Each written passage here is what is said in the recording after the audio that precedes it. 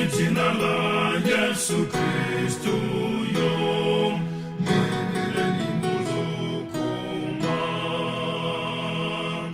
Iye niye fumu ya mafumu ose, antu ose angwadire ye. Jina la Yehova lodala, lima kipata fentendere. Iye niye fumu ya mafumu ose, antu ose angwadire ye.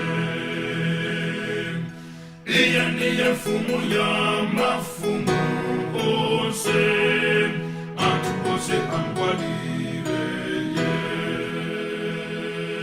Pakuti Yehova ndiye mbusa wanga, sindizaleka kumsata ye. Ndakale ndipeza mavuto paziko, iye ndiye mtsogoleri yo. Jina la Yehova lodala,